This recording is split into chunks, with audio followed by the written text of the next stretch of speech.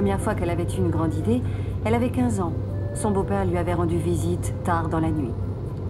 Elle prit un ticket de bus pour New York le lendemain. L'autre idée de génie arriva 5 ans plus tard, lorsqu'elle décida de séduire un célèbre photographe de mode. Une semaine plus tard, elle débutait sa carrière de top modèle.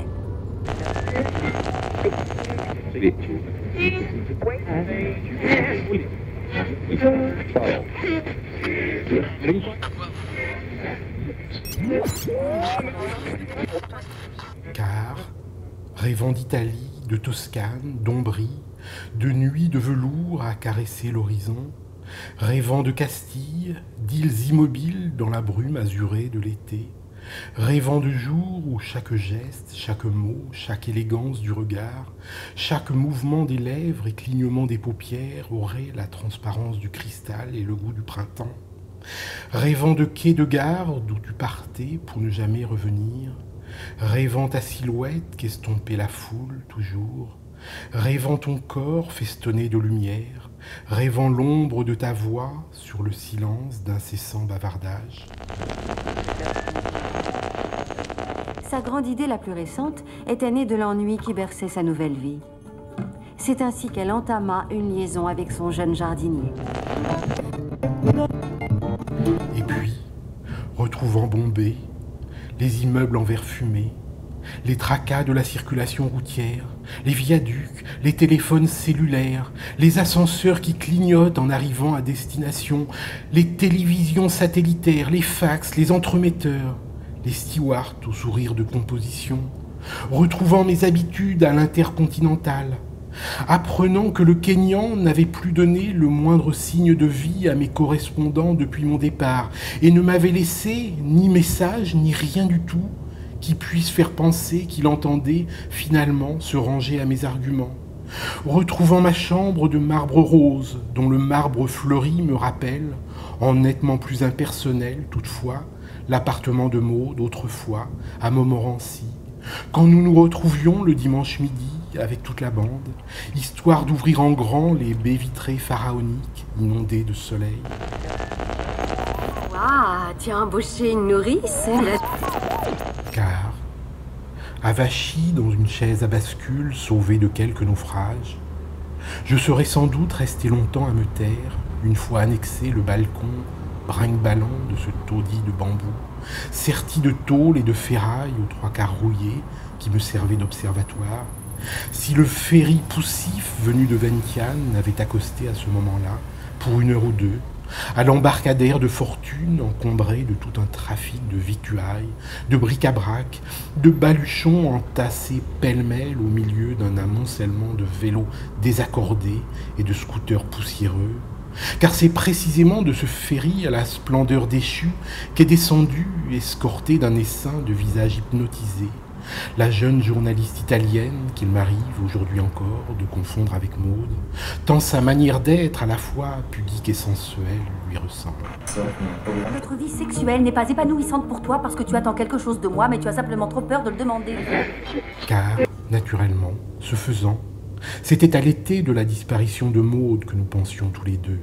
nous remémorant, sans avoir besoin d'en dire plus qu'une esquisse de futilité, la sourde rumeur de la mer, à peine audible, au-delà des dunes, au-delà du bruissement argenté d'une escouade de peupliers perchés en un alignement maladroit sur l'une des berges du canal, au-delà de la caresse sucrée venue du village, du moins certains jours, quand la biscuiterie voisine exhalait ses effluves de goûter d'autrefois, au-delà du clocher qui s'inclinait doucement vers le couchant, ou des volets du salon qui grinçaient et claquaient en une brusque colère à la marée montante, quand le vent s'inversait pour iriser en lisière des marées la surface de l'étang. Mais la vérité, c'était qu'Eddie souffrait de voir qu'aucune femme ne semblait l'apprécier. Car, dehors, sous la tonnelle, Nadia, la jeune fille de l'hôtel au sein de Bohême, Nadia s'était mise à danser. Au bord du fleuve asséché, je me souviens de la balustrade rouillée qui s'avançait loin au-dessus d'un océan de poussière que peuplaient çà et là des trémolos d'herbes sèches et migraineuses. les yeux perdus dans l'horizon fatigué d'immensité, que rien n'arrêtait hors l'interminable tremblement d'un long cortège de dromadaires. Là-bas, je me suis figuré que le corps d'une danseuse pouvait communier davantage qu'on le croit avec les âmes en détresse, et qu'il y a, dans l'ondulation soyeuse du désir, bien plus qu'une soif de plaisir, l'illusion d'une morale, j'en suis là. Quelle que soit l'énergie qu'on y met, FBI, ouvrez! Car, sans pouvoir, hélas, sur le moment en saisir les enjeux, je ne songeais qu'à l'ondulation soyeuse de ses lèvres perdues,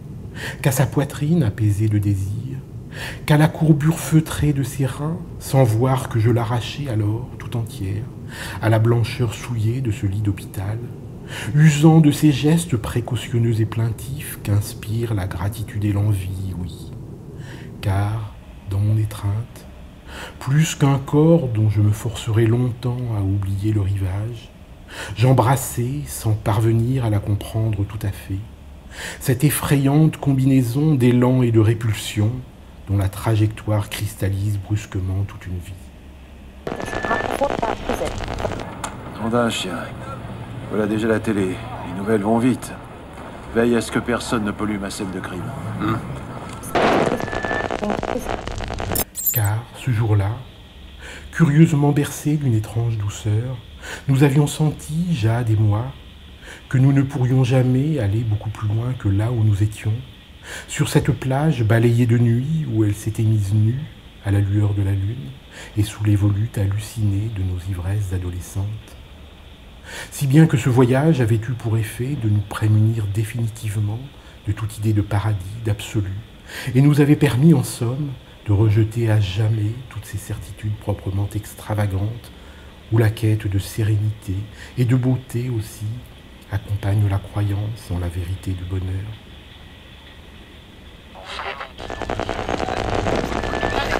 Pas de négociation autour de mon utérus. Faut-il ajouter que, dès notre retour à Paris, nous nous étions lancés, sans y réfléchir plus que cela, dans l'excessif quotidien de toutes choses, Jade écrivant chapitre après chapitre le roman de ce désenchantement, et moi acceptant une fois pour toutes de négocier, de ruser, de chercher à convaincre chaque jour de nouveaux clients, leur laissant entrevoir d'autres espérances autrement plus prosaïques que celles qu'il m'était arrivé, à peine mais tout de même, de croire éternelles.